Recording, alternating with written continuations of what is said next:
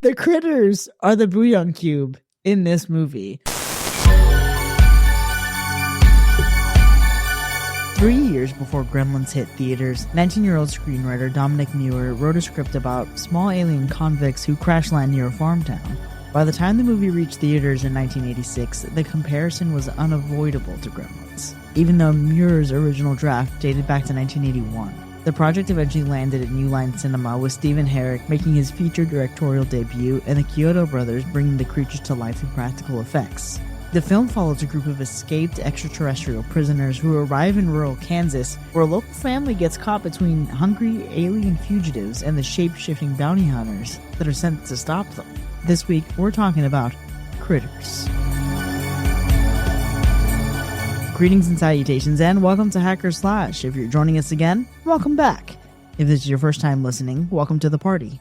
We are a horror movie review podcast dedicated to telling you whether a movie is a hack, a total joke, a waste of time, or a slash. Totally killer, pun intended. My name is Chris. I'm your friendly neighborhood slasher enthusiast. This week I'm joined by the classic horror connoisseur, Sean. They were wearing really funny clothes like they were from Los Angeles. And the paranormal paramour, Binks. Keep your shirt on, asshole. You're tuning into Critters, but if you support the show, you'll also get to hear our B-side at the end of this episode, where we get into what horror icons we would recruit to do our bounty hunting. Well, bounty hunters be damned. The real question on everyone's minds is, who's seen this one before? I can tell you, I'm actually amazed. I've never seen a single Critters in my entire life. Can you believe that? You've seen critters. You've seen raccoons. You've seen squirrels. Yeah. You've seen muskrats, probably.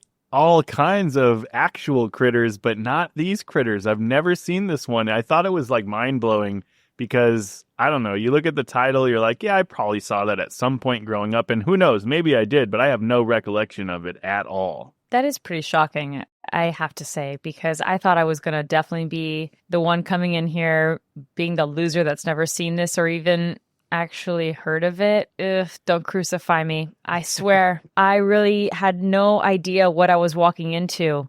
Aside from maybe some kind of Gremlins adjacent chaos, of course, you know, small creatures, rural setting, maybe a little goofy, but yeah, I had no idea what to expect because I really had never heard of this before. I live under a rock. Yeah, I don't know why I never got around to seeing this one. Maybe it's because it felt really similar to Gremlins, and I know I grew up loving Gremlins, and, it's unfortunate that this one was written before Gremlins but came out after Gremlins, because I feel like it's just always just now going to be in the shadow of that film. And it definitely felt like Gremlins in a lot of ways, but also some other things. It had a lot of other kind of sci-fi vibes to it as well. So it's, I don't know, it's an interesting feel. I'd say that what's interesting is they aren't as cute as Gremlins, but they are kind of in their own way. First impression wise, I was like, okay, they're ugly, they're loud, they're hungry. I'll take it. I am completely floored that neither of you two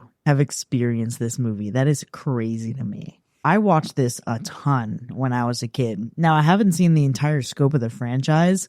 I've seen the first three for sure. And then actually, as I was experiencing this movie, blessed be Tubi, because Tubi has the franchise. And I restarted this movie multiple times, having to get through it with the ads. But then in a fever dream, as I was sick, continued to just watch the entire franchise. So I've got critters on the brain, critters in my mind. And one of the things that I remember the most about this movie is it's one that knows exactly what lane it's in. It's not trying to be prestige horror by any means. It's not trying to terrify you. It's trying to give you a weird little creature feature with personality, and on that level it works. What is wild to me, though, is watching this now as an adult, having the context of knowing that Kyoto Brothers had a hand in this, and then never having before in my life made the connection to Killer Clowns from Outer Space. I completely was lost on that. Going into it now with that refresher and that context helped me re-examine this movie in a whole new light. I've seen Critters and I think, oh, it's everything on the farm. It is the Gremlins adjacent energy. A family is terrorized by cute little ugly things. I completely forgot that this starts in space. This is basically Lilo and Stitch. Oh my gosh, it is. It is. That's a good connection. And I will admit that this movie does have watch when you're sick energy. It doesn't surprise me that in a quite literal fever dream, you watched all of these movies. But I can also see how, in a way, it would kind of fall into this world of conversation where we ask people, like, were you a Critters kid or were you a Gremlins kid? Yeah, to be fair, I watched this, and I kept having to watch this. I was just at a point of being exhausted by everything else that had happening in life. And Tubi makes what is a actually relatively brief, fun movie very difficult to get through with ads on Tubi. So watch this literally anywhere else, because I kept falling asleep during the ad breaks. All of that before I even got sick. And then when I got sick and we had to postpone the recording, I'm like, I need to refresh myself again. And I have to take a fresh look at this. Did I rent it? No. I fucking did it on Tubi again like a dummy. But then continued the franchise. Saw Leonardo DiCaprio. Had a great time. Dang. You literally just watched the whole franchise as you brushed up on this. That's wild. Listen, my commitment to Critters is unrelenting, apparently. Do I know a lot about the franchise? Absolutely not. It's alien creatures on a fucking farm, my guy. There's a guy from Grease 2 who was in Critters 2. So I just, I had a great time making these small connections. Well, now you're very well versed in the franchise, I feel like. You've got all the facts. Ask me anything that matters. Well, maybe those are the only things that matter. Leonardo DiCaprio and this fucking guy whose name I don't remember, but I remember who he plays in Grease 2. That's it. Wild. That's all I got. Wild. I'm hearing essentials. I'm hearing pop culture facts. And I respect that, as we know. You're hearing narrowed focus in my lane, unbothered, not to be distracted by anything else. We'll take it, much like this movie. Because one thing is for sure, I don't think that it is trying to be Gremlins exactly. Again, it was written beforehand. It knows its own kind of world with this little creature feature, cutie, siege, in the farmhouse energy that it has, right? I think it establishes its tone quickly. It's got this sci-fi comedy bit to it. Personally wish it leaned a little bit more on the funnier side. I think there was some potential there. I personally was expecting maybe a bit more camp to it too. But then I also was potentially and unfairly comparing it to something as crazy as Summer Party Massacre 2 or something nuts like that, right? Or like the sleepaway camps of it all, which is not fair because this is a creature feature. Those are slashers. It's different. And I will say maybe it's because I watched it on Tubi. Maybe there's something to it now that I say that out loud. I'm expecting Tubi energy and camp, and maybe that's not right. Maybe that's not fair. It's not fair because this movie predates Tubi. Now, I know that we've given Tubi a pretty fucking bad rap in the past. Tubi comes through. They have some actual properties, right? They have a lot of shit on there. With Tubi, the wild shit that people talk about on Tubi is because it's the stuff that doesn't get put anywhere else. That's current content. Tubi's also just home to a lot of older things that are actually hidden gems. Yeah, absolutely. I can see how it's got its little pocket of treasures, kind of like you go to a Goodwill and you find some gold there, some like movies that you haven't heard of in forever and a half. But I just kind of thought that maybe there was going to be a little bit more to it than what I got, but there's nothing wrong with that. Nothing wrong with it at all. I think it's a little bit wild. I was reading a lot of stuff about this movie, and I'm just trying to get brushed up on the history of this movie after I watched this movie. And I think that I was reading stuff like this movie still creates this kind of buzz with some of the, I don't know if you want to call it the cult fans of this movie. I don't know, what would you call them? The Crite heads, the critter. I don't know what you want to call them. But if you're like a fan of this movie, I feel like there's some people that really do, remember this movie and were traumatized as kids back in the day for whatever reasons. I mean, this is like, they look a little scarier than maybe Gremlins at first, right? So like when you're comparing the two side by side, these guys don't really start off looking cute in any way, and they got a little bit of an attitude. So I feel like that whole thing, maybe I could see that. But to me, as an adult watching this, I think this is where this is going to be pivotal for me as I reflect on this movie, is that I think if I had watched this movie as a kid growing up with this movie, I might have had a lot of more fond memories. That nostalgic piece might hit a little bit stronger, but somebody growing up watching Gremlins and then trying to go back to this at 38 years old, I'm feeling like, I don't know, it's a little bit hilarious. It's less of the nostalgic for me. It's less of the buzz of like these were kind of scary as a kid for me because this is my first introduction to them, and so that aspect kind of fizzles out a little bit. I think the movie creates this feeling like it definitely wants to create some sort of suspense, but then it immediately undercuts itself with some of the comedy, which kind of weakens some of the horror. And I get it. It's like when you're looking what they did with Killer Clowns from Outer Space and all that, it's supposed to be a little bit zany, a little bit campy, a little bit like that, but it just didn't hit for me. It's interesting to me that the nostalgic element didn't work for you. Obviously, I know that, and I understand the logic here. You hadn't seen it. You don't have the sentimental attachment. Yeah. But part of what I think really works for this movie is it does have this nostalgic charm. Even if you don't have a relationship with it, which maybe I'm being proven wrong right here, right now.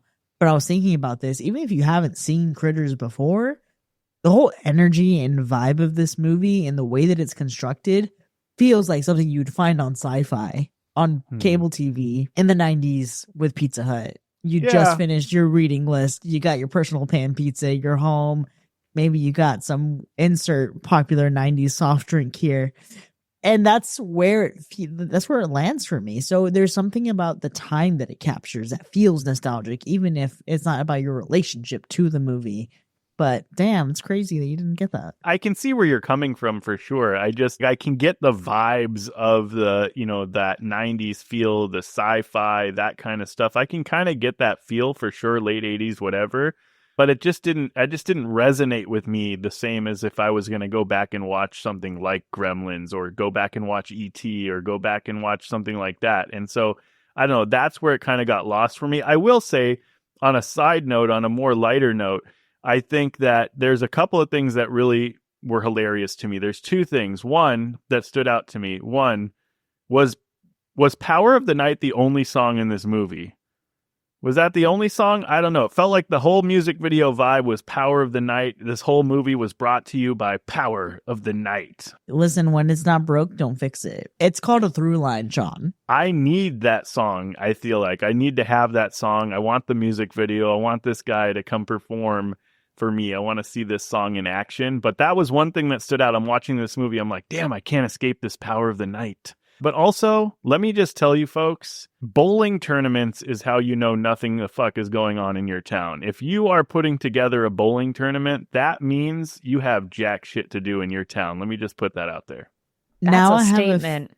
Now I have a feeling that we're going to get lit up and roasted by every major metropolitan area and the bowling enthusiasts that live there and also like horror movies. Throw it in our subreddit, whatever. If you are in an active bowling league right now, I want to see if you can come out of the woodwork. Let me know who's out there bowling every week on a team. Tell me. This is crazy because I'm literally going bowling this weekend. But are you on a team? No, of course not. Look at me. Are you going to a tournament? Or are you going to cosmic bowling on a Friday night? You know what I mean? Like, that's the whole difference. You're bowling, you're not good. You just throw some balls, you listen to some music, you eat some shitty food, you have a beer, pitcher of beer, whatever. It's good. You're actively on a team. You got the jackets, the name on the back. You're going to go bowling and you're like serious. This is how you know you need to do something else with your life. You never watched Alley Cats. You never watched Alley Cats. It's a dying thing. I'm just saying. It's a dying thing. Okay, well, Alley Cats, incredible. In addition to that, there's a great Grease 2 song that's about bowling. It's great. You walked right into it. Third, Across the Universe, incredible musical scene with a bowling alley. Oh my God. It's true. Iconic. Okay, however, two of my nephews, so this is like Gen Z, by the way, were in a bowling league in high school. Get the hell out of here. It's actually like after high school, there was a fucking bowling team, and not just their high school, because there were high schools to compete with. That is wild to me. The first high school I went to, their bowling team was like the fucking team to beat. Shout out Miami Springs Senior High. That's wild. That was the bowling team back in the day. Did I have a bowling team in high school? I don't even know. You probably did, bitch. You probably did. But I definitely wasn't on it. Well, anyways, there's a whole lot of bowling going on in this town, and there's a whole lot of fucking Power of the Night. Those are the two main, outside of Critters, those are the main themes of the movie. All right. You're not wrong. It is simple.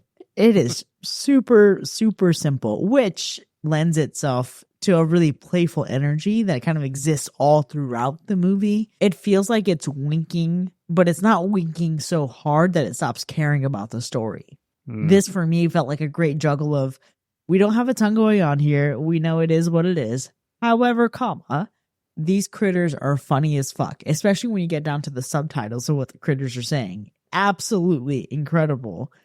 That's true. But what I think is great, look at the scale of Gremlins. And you talked about Gremlins, you talked about E.T. My guy, look at the people behind those two movies. And then look at a young, scrappy team putting this together in Critters. And it is incredible what they were able to achieve. And to know that while it doesn't get on to the upper echelons of Gremlins, they still did a pretty damn good job. And I think it's because of the efficacy of the critters. They're nasty little bastards. Mm-hmm. So they're cute and ugly at the same time. They're effective. We start out with understanding exactly who they are because there's the fucking prison break. It's literally Lilo and Stitch. But then in addition to that, you have the pressure cooker of a small family that's affected in a small town in a farm setting. Yeah. So it's contained. It's pressure, but it's contained even when it's super silly. Yeah, but I think this also, the pacing is pretty solid. I will give it that. So the critters, the effects, that kind of stuff, cool. The little, we'll talk about the personalities and the attitude of the critters too. Great. The pacing also works at basically 80 minutes. It definitely doesn't spend a ton of time setting up this unnecessary lore. It gives you just enough of what you need to understand the movie. It also just doesn't drag once the creatures do kind of arrive on screen. And so the movie definitely just moves. So if nothing else, it's not just lingering around for the sake of being on screen, Yeah, I'd agree. And I think that with a movie that doesn't take itself entirely seriously at all, there's a lot of commitment to making at least the critters themselves look great. Mm-hmm. I mean, they do a lot. They're shooting quills and coordinating attacks and doing all kinds of ridiculous things and strategy that's quite memorable. Bro, they're tactical. They are military strategists. Yeah. I think you mentioned it already. The subtitles, so good. The little grunts, the attitudes, all of the stuff, super memorable. So 100% on that. The thing is, you never saw a gremlin say fuck. That's true. Come on. That's true. Give it that. Honestly, in a lot of way, critters are what Gremlins thought they could be, being a little less family friendly. If we were to take Gremlins out of the family friendly realm and give it the critters treatment with the subtitles, oh my God, I would erupt with laughter. Because Gremlins are already pretty damn great. True. Mm-hmm, mm-hmm. Yeah. I'm with you. I think it's tough, though, because, yes, these guys, these little critters, they definitely have an edgier attitude than the Gremlins did with the foul language and stuff, sure. But this is also where I feel like maybe the movie comes up short in just a little bit of however, it just comes up short a little bit here. And I think it never fully commits to where it could lean in with the horror, the sci-fi horror aspect of it all. I think that they had an opportunity to take that Gremlins concept, even though this was written before Gremlins, obviously the movie was made after Gremlins. So now that you know that Gremlins is out and you're making this movie, you have an opportunity, a unique opportunity to take this concept and go even darker and more horrific. And I feel like that's not 100% what we got, but it was on the surface. They could have leaned in a little heavier on that end. Didn't have to be super serious, but it could have been a little bit heavier. Yeah, there was definitely potential left on the table. And I think it would have been kind of cool to see that camp come through even more in gore or in general horror, personally. And another piece to that, too, I would say, is the characters themselves. There's one character in particular that felt like it just kind of came from out of nowhere, maybe an entirely different sci-fi movie in a way. I'm not here for deep development, obviously. No one should be. But at the very least, it was entertaining enough, or at least this character was entertaining enough where I was like, okay, but you don't quite fit completely here. Or maybe this is just set up for what eventually is obviously the whole franchise that I have yet to see. So who knows? Yeah, the characters for me are one of the things that kind of bring this movie down a little bit. because the only characters I actually give a damn about are the critters themselves. That's They're it. so bland. I'm going to ask you this actually, Sean. Okay. If you were to make a homemade soup right now, what's one of the first steps you would do? What are some of the ingredients that you would look for? Well, a standard chicken soup, I mean, I need a chicken. That's sure. what I need. I need to throw a chicken in there. I need to start boiling with some water, get some seasoning going, got to chop up some celery. Interesting. You know Didn't take you long until you got to seasoning, onion, right? Garlic, yeah. You got probably maybe a little bit of salt in there for the water. A little salt, little pepper, who knows? Now, if you have a fucking bouillon cube, how much seasoning are you going to put in that bitch? How much salt are you going to put in that? Maybe less. Exactly. The critters are the bouillon cube in this movie. Whereas in a normal movie, you would have multiple ingredients really anchoring things together. You have the critters who are doing a lot of fucking heavy lifting to turn this basic ass water into broth. That's it. Okay. Incredible. All right. Yes, that was beautifully said, because it's also funny because they're just so small but they are tactical. So together as one unit can carry on the weight of this movie. If you like quick broth and you don't want to put in the work, maybe you go see this movie, all right? Maybe I'm sure there's a lot of creature feature fans, in all honesty, that would probably really like this movie for the practical effects, because it is actually pretty good for what it's worth. For sure. But I do want to also point out that just like the bouillon cube, there are some people who are working very hard on these critters. Yeah. So that's not to diminish the effort that goes into anyone else. All right, well, somebody had to make the bouillon cube, you know? And how scientific that is to compress all that flavor into one fucking dissolvable cube and then package it correctly. It's honestly a modern marvel, just like these critters. Yeah. Well, if you're really interested on how the bouillon is made, this is the movie for you, okay? If you really want to know where those cubes come from, this is it right here. Throw on critters. And with the bouillon cube lasts for about 40 years still. So look at that. There you go. Not a bad gig. Some preservatives, maybe. I think this is a great movie to get you started. Not unlike the bouillon cube. Sean, you said it, right? If you don't want to put on the work, but you have the quick broth.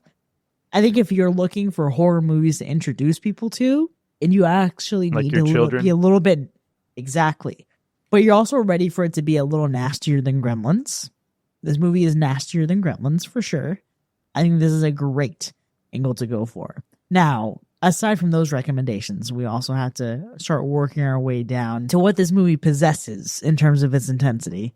So, Sean, how would you describe the gore score? Actually, for a PG-13 movie, this one gets away with more than you'd expect. So there is that. I mean, to your point, if you want to see a little bit of an edgier type of, creature feature, this might be the one for you. I think you have some solid little flesh-biting injuries, some blood spurting, you got some gun blasting, body puncturing, and just a lot of creature mauling fun. So I think, it's not that the movie is really drenched in gore. The violence is super fast. It's cheeky. It's a lot, oftentimes edited to make it more of a fun brutality. So it earns itself a respectable low gore score, but it is fun, and it is a little bit edgier than you'd expect. And what about the animal report? Unfortunately, we are not safe here. These critters are basically little ravenous piranhas, space piranhas to be exact. So anything, I want to say small, really, but anything that is edible is technically fair game. So if you're sensitive here, I would not recommend. Well, let's go ahead and get into our ratings. Critters from 1986.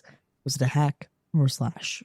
Critters is one of those movies that horror fans remember fondly for its fuzzy little alien monsters and creature feature practical effects charm, and I can definitely respect it. As I said earlier, I think that this movie suffers from me not watching it until this stage in my life and me growing up with a different bunch of critters. And so I think, the Crites definitely in this one have some personality.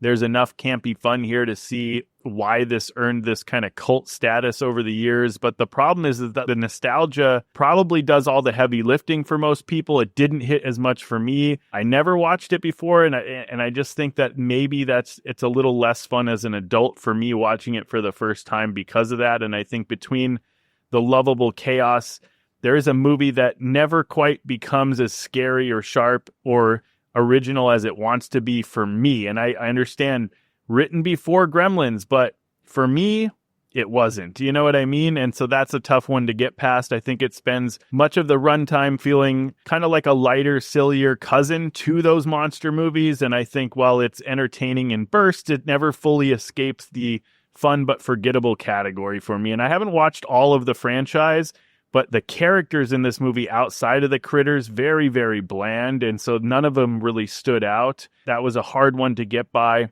But this is one of those beer and friends horror, right? You can throw this on, pass the popcorn, drink some cold ones, have some fun, have it on in the background. It's definitely not like something you just want to say, like, toss it in the trash by any means. It's a fun movie. It's not something that I would ever feel like I'm going to come back to. I think the emotional connection mostly comes from the practical effects, the nostalgia, the practical creature chaos, all that stuff. It's not something that I think that I'm going to want to revisit. Maybe I'll go to the franchise just based on who you're saying is in it and just see if it gets any better. I don't know. I am shocked that I have never seen any of these films. I'm actually even more shocked that there's so many other critter films out there. That's wild to me. But for me, I don't know. I think these little half porcupine alien fur balls may have some sharp teeth, but this movie mostly just nibbles when it should have gone for the jugular. And I think because of that, I have to give it a hack. It's not a strong hack. It's just not my thing. I just don't think it holds up with all of the creature features that I grew up watching. So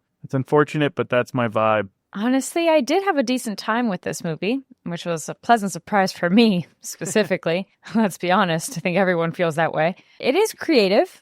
I agree with a lot of what you're saying, Sean. I think the critters themselves are pretty fun. And although, yes, grew up with Gremlins, I think that I can see myself remembering critters in their own way, right? The design of them and differentiating them pretty easily, obviously, from Gremlins.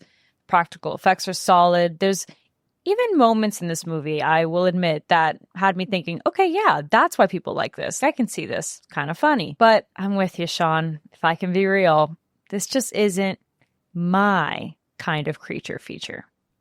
I can see myself leaning more towards other franchises that either go a little harder on the horror or just have a tone that feels a bit more consistent.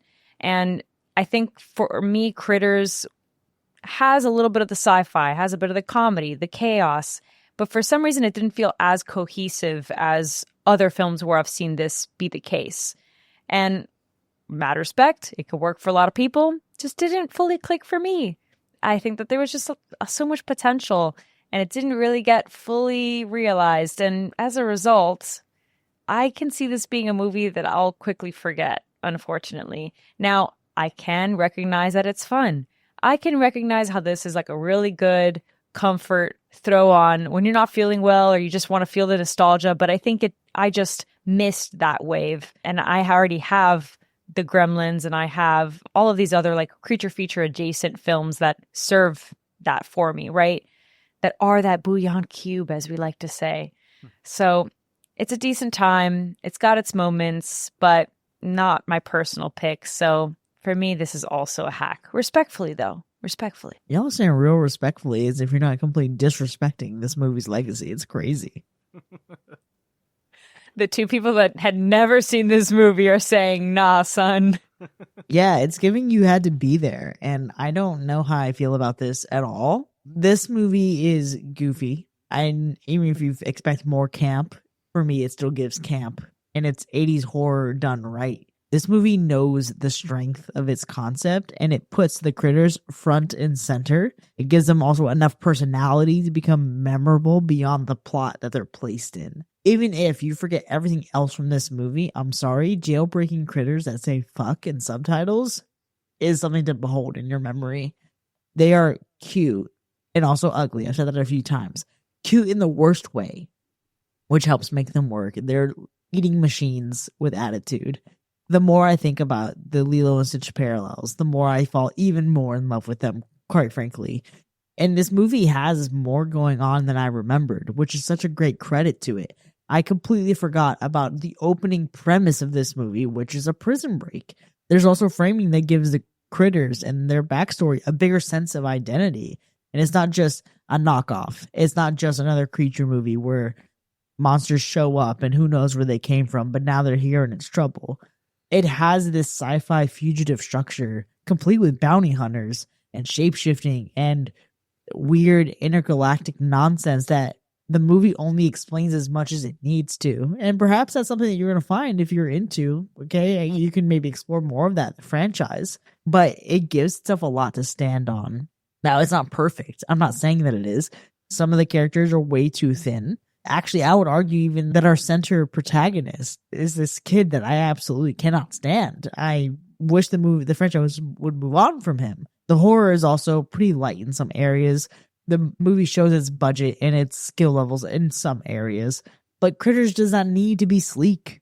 It needs to be entertaining, it needs to be memorable, and it needs to commit to the premise of a creature feature, and I think it does all of those things really fucking well. On that front, and all those fronts, this movie actually delivers. Now, again, I'm not arguing that this is one of the greatest all-time horror movies. Nobody's saying that. But I'm arguing that it succeeds at being the version of itself that it wants to be. And I also would offer that the Army, the U.S. Army, used to have a motto, be all you can be and never quit. Not only is Critters the bouillon cube of horror, it's also the be all you can be and never quit of horror. It gives iconic monsters, practical effects, a fun premise, a brisk pace, and enough camp to make it all feel like, okay, I get why this is such a cult classic. This is absolutely a slash. And I cannot believe the way that its good name has been slandered today. But for now, Critters has earned 2 hacks and 1 slash. Clearly I have some defending to do when we get back from our break in just a bit. Go check this out, preferably not on Tubi, but if you need it free, it's on Tubi. And we'll see you in a bit.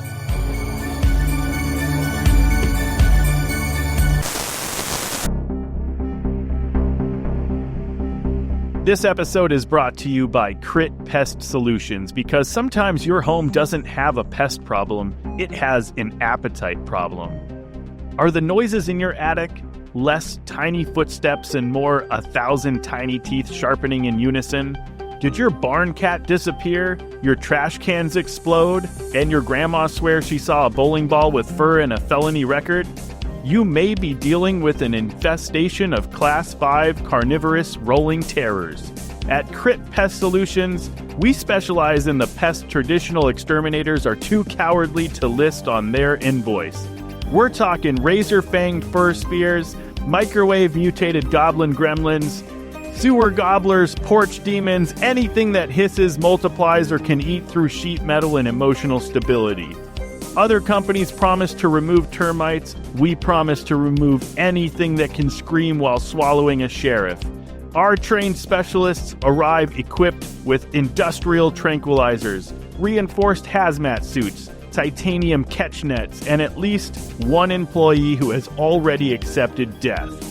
And unlike the competition, we don't ask questions like, how did they get here? Or why are they laughing? Because frankly, if they're laughing, it's already too late. Concerned about breeding? Don't be. Our patented neuter, nuke, and nope out program ensures your fuzzy little nightmare doesn't turn one infestation into an all-you-can-eat family reunion.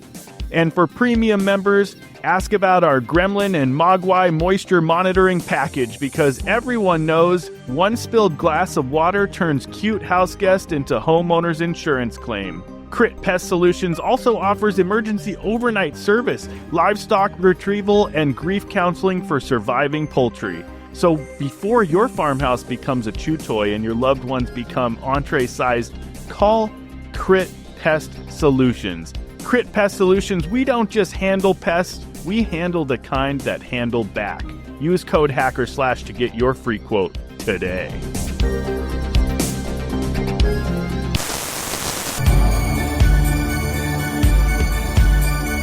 Welcome back, folks. You're now entering the spoiler zone for Critters from 1986, which has endured 2 hacks and 1 slash. And we have so much to unpack here and apparently debate. But before we do that, Sean, let's go to that Slay by Slay. You know, it's very interesting, this one, because when you really look at the grand scheme of things, we have, you know, if we're looking at a real body count, we have, 2 actual body count? Like the rest are like, we're outnumbering the Crites being killed off versus actual human kills. I think we get a bunch of deaths in this one. We start off with 2 right off the bat. They're killed by some crew members that were mentioned. And then, oh, no, that's true. We get 3 crew members that get blown up by the Crites at the beginning. So maybe we have 5 total actual human or some kind of non-Crite deaths outside of animals that are happening in this one. So it's an interesting kill count when you think about it. Hey, start with a bang is what we say. Really introduce yourself. And we also had an animal death pretty early in the movie. Yeah. I mean, we had the cow. It was literally eaten alive off screen. You just saw it completely just I don't know, skinned and eaten. I don't know. It was a gnarly shot for sure. It does a good job of being ravenous. That's why I was like, when I started to say small, I was like, not quite, actually. Did forget about that large cow. I was thinking of the chickens. Yeah. At least the chickens were small. Yeah, the chickens were small. Well, the goldfish really was the smallest, but yeah. Yeah, there was a whole plethora of animals that went down in this one. But yeah, so a lot of Crite deaths. You have early on, you get Deputy Barnes. This is actually one of the coolest kills because he literally gets pulled underneath the police car and eaten alive by the Crites. I mean, what would have been great is if we got to see a little bit of not the full-on eating alive, but you saw just enough of that death, just to maybe like a limb got thrown out of there or rolled out of there, or you saw some blood spewing from outside. Like, it'll give me a little bit more on that one, but I absolutely loved the theme of getting dragged under the car to be eaten alive. Nom, nom, nom. It was good. It was good. And we get another Steve also gets eaten alive. Steve Elliott also gets eaten alive by Crites right after this. Listen, Steve, my boy, long before he tore up audiences in Titanic. Oh my God, it's so true. I totally forgot. He was not, as it turns out, in The Mummy. You're thinking of someone else. Same, but different. Very similar faces in some points. However, what I loved here was getting to see him as a younger man in this role, obviously fulfilling were this Halloween or Friday the 13th, they would have been stabbed through the back while they were trying to do it. And so it's like the classic setup of an 80s slasher kill, except being consumed alive. Oh, that's good. It fits. It fits that would happen to him in particular. It almost feels like the typecast was set so freaking early on. Yeah, it is true. Listen, we do like some of these Crite deaths were actually really fun too, because right after we get through Steve, then the 3 chickens, right? We have the showdown in the barn, and we have Brad that literally throws the firework into or at the Crite, who then swallows it whole and then gets blown up from the inside. Doesn't explode, takes it like a champ, you know what I mean? But slowly just peels over and dies. Yeah, come on. How does this movie not win you over with this? Like, these guys were durable, and they said, I'm going to jump on this grenade. Not only will I jump on it, I'm going to eat it. And I'm going to just take it for the team. I would catch a grenade for you, as they say. Darling, right? I would eat a grenade for you. Yeah. Now we just need to get Critters and do our own subtitles for it. That's going to be the next fucking piece. However, firecrackers, Molotov cocktail, exploding ships. Yeah. Like, what I love about this movie and the increasing ways that we see the Critters go, because holy shit, they get smattered. The movie does not treat them like sacred little monsters, which I really appreciate. They are nasty criminals. Nasty. And they get very creative with their deaths. Well, they definitely do. Yeah, a lot of these deaths of these Crites took it like they got the firework, Jay shooting one with a shotgun. You've got one getting crushed underneath this ceiling fan that's knocked down by or shot down by Brad as well. So like you've got some really good stuff there. And then a lot of just more like getting shot up or shot with a cannon, like a space cannon of some kind, you know, that was kind of fun. And then we finally get introduced to this giant Crite, right? The giant one that maybe just, I don't know, maybe that's already like always big, or did they eat too much? I don't know. Like, did they get bigger when they eat? I don't know. Something like, I don't know. I was trying to figure it out. But this giant Crite was big, and it got blown up by a Molotov cocktail like you were mentioning, Chris. And I think that, obviously really fun. We're just throwing Molotov cocktails at the end of this like we're in GTA 5. I don't know. That's wild. Thinking about GTA when you said Molotov. I don't know why I didn't click when I said it, but I was thinking even far back from GTA 5, the original couple Grand Theft Autos that were Yeah. top down, like fucking pixelated shit on the PC. And I just remember like chucking fucking Molotovs. That and the Uzis. Two best weapons. So good. Oh my God. Iconic.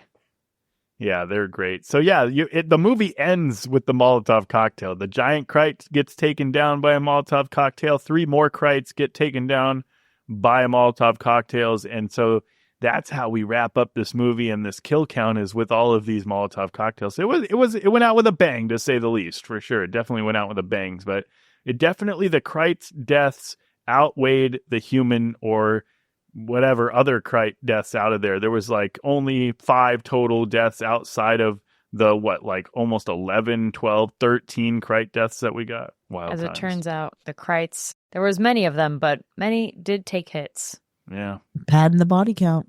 I mean, it's true. And so that's kind of what I feel like was, to your point, when we go through this whole spiel of like the Crites or the critters are the bouillon cubes. That's what elevated this movie. It was the practical effects of these things. That is the answer. It's the puppetry, the rolling rigs, the animatronic faces, the glowing eyes, the teeth work. The Crites feel tactile. They feel gross in a way that CGI could never make it right. You know what I mean? It could never make these things come to life the right way. The practical creature work is probably one of the most consistently praised aspects, whether you're a fan of this one or just coming into it decades later. It's even when the mechanics are visible, it still adds charm. So like the practical effects are the highlight of this movie. I feel like someone is gonna feel so disrespected when they learn that all this work they put into these nasty little critters just to be reduced to a bouillon cube on this episode. No, And I there's didn't so think much it was that gonna goes stick into as the much. bouillon cube. That takes so much Yeah. work to condense that much flavor into one little cube. You should feel very proud of the work that you did, because you're the only thing that has flavor in this movie. Exactly. I want to be clear. I thought that analogy was freaking solid. Because That's great. who doesn't? 'cause Who I doesn't was love a bouillon honestly cube? just like whipping that shit out in a little bit of a sick state in a half-baked idea, but I'm glad it landed. Right.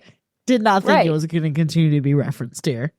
No, it is, because I mean, 2 out of the 3 of us are not doing well, and quite frankly, I could use a bouillon cube too. Like now, I need chicken soup stats. So honestly, maybe this is gonna, by the end of the episode, if we keep saying bouillon cube and chicken soup, I might just slash it for the sake of it being a really good advertisement for this meal. So It's chicken soup for the broken millennial soul. there it is. There Bro, it in is. this economy with Wow. gas, these prices, you can't afford Sean's Shit. kitchen soup. You need a You need a bouillon cube. You need a bouillon cube's worth and a dose of joy. And Oh that's my what gosh. these critters give. The teeth, the fur, the eyes. Blessed Kyoto Brothers. Fucking stellar work all around. Look, at the end of the day, I'm going to remember these critters. And the rest of the movie, I don't know about all that, but the critters themselves, 1,000%. Couldn't have said it better. I do want to acknowledge for just a moment, because obviously these critters look amazing, and there's so much for you to learn when you look into the puppetry of the critters and the Crites overall. The rolling that they did, like there's so much love that got poured into every aspect of this movie from its production. And I think it's incredible to see what they're able to deliver despite the relative youth of the cast and crew, on top of the budget constraints that they had for this movie in a post-Gremlins world. That's crazy to me. However, the setting for this movie, again, I think allows the Crites to shine, because you have this onslaught of people. But imagine what this movie would have been if it was the Critters Take Manhattan. Maybe it would have been badass and great. Like, sure. But that could have just been a lot more fucking chaotic, a lot more difficult to navigate in terms of production.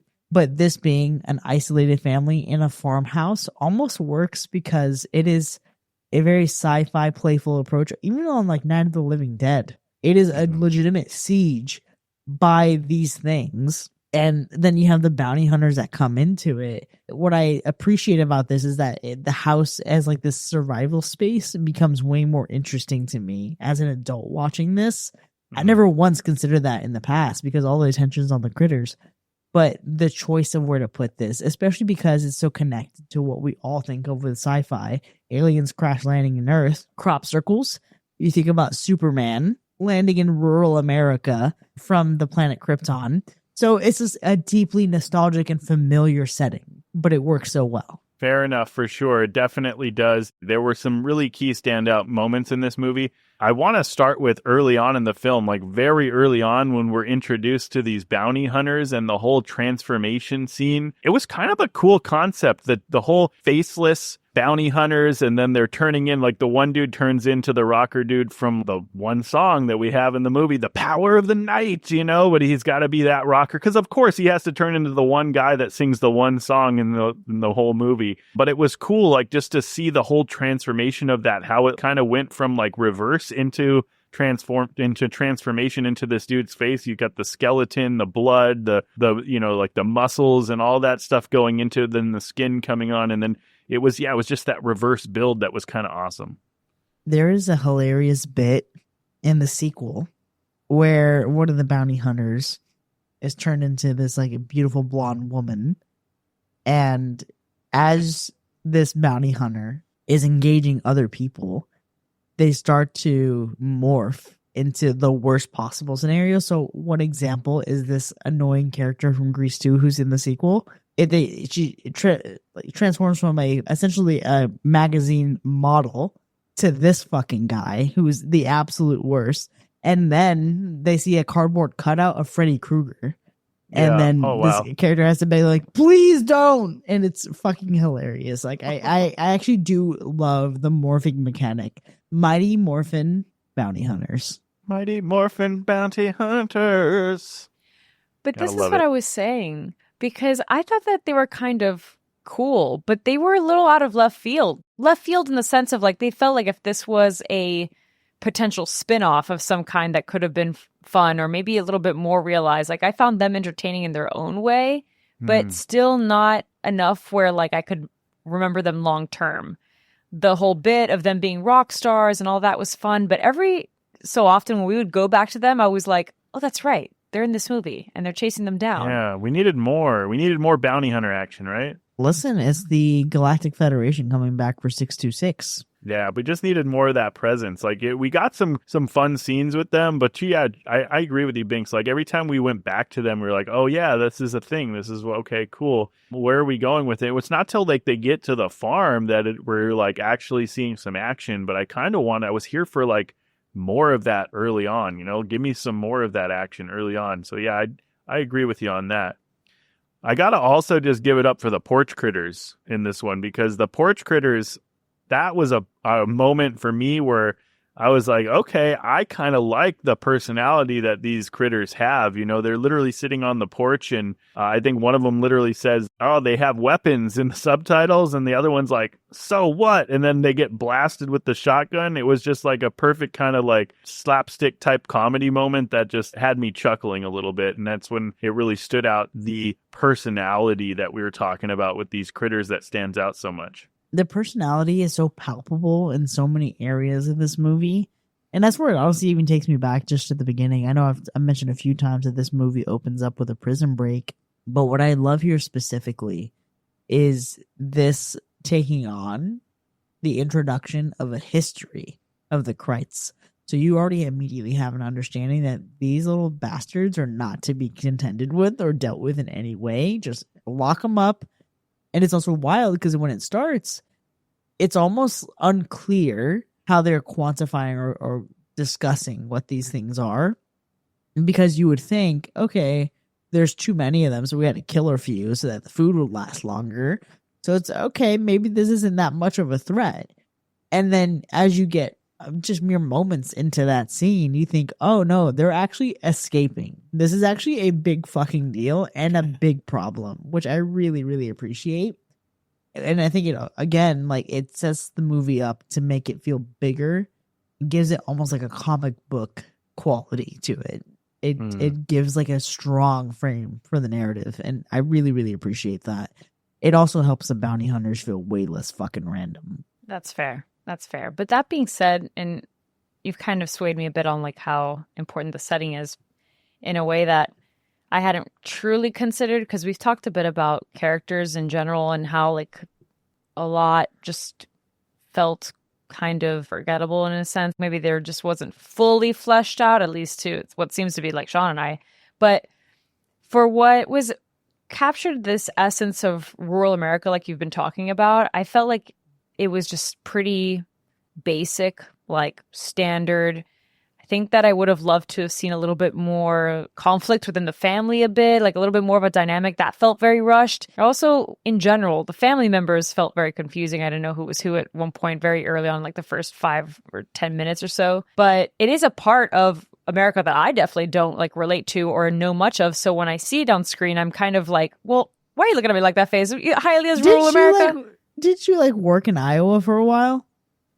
No, that was a week at Iowa State. Also, it's Iowa State. All It's the fair. most happening part of Iowa. Anyway, it's crazy. Midwest shit is what It's it a great is. Slipknot album as well, Iowa. There you go. There's a lot of good stuff coming out of Iowa there. What I'm saying is, Banks, you are familiar with the Midwest. Yes, You but dabble. to be honest with you, like the Midwest that I know is still pretty suburban. That's the Midwest that I know. Because think about it. When I traveled, I was working at universities and colleges.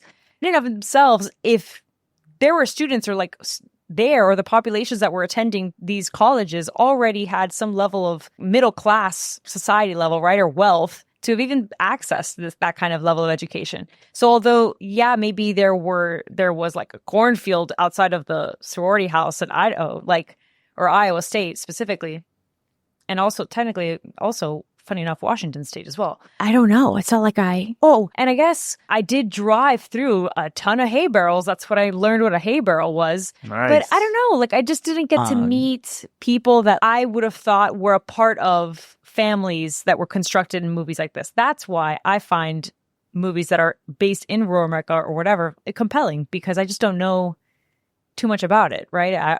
I'm curious about what those dynamics are and like what day-to-day would look like, the pearl of it all, you know? Meanwhile, I spent what felt like a significant portion of my youth in East Texas in the rural countryside, and that was enough for me. Thanks. Man, give me more Emmett Walsh in this movie, though. Give me Harv, the sheriff of the town that just feels like he doesn't give a shit about what's going on. This guy did absolutely nothing, but also added absolutely everything. I loved Emmett Walsh's Harv in this movie. I don't know, there's just something about his attitude that it sounds like he's, to me, even that different in a lot of movies that he's in, but he is just a character, and I love to see it. Who I love to see and actually appreciated more, granted the binge of the franchise after, was Charlie. I actually really love that Charlie, who starts out as a town drunk and a local joke, has this almost crazy Ralph energy to him from Friday the 13th. Oh, His yeah. belief in the alien contact makes him seem so ridiculous to everyone around him, but the movie actually proves that he's closer to the truth than people realize, and his journey is one that I find super wholesome when we see what his fate is and him reappear in the sequel. I was like, oh, damn, Charlie. I didn't give a fuck about you in my childhood watching this movie, but now, like, I'm a fan. Give me more Charlie, less Brad, honestly, for me. That's great. I didn't even realize Lynn Shay was in this movie. How did I miss that? My guy, this franchise is stacked. What in the holy hell? I have to like just skim through this movie again just to see, because I don't even remember her as a character in this movie. We talked about how much we kind of like the bounty hunter concept in this movie. Let me ask you, like, that seems like it's such an interesting gig. Would you want to be a bounty hunter in space? Would you want to be hunting things like these critters down? Would that be a gig that you would pick up? What are you doing in deep space? Okay, well, here's the thing for me. Am I down to hunt the critters or imprison the critters?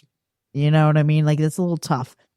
I think you could ask a similar question if you were to watch The Mandalorian. Are you just bringing these people into custody or what's up?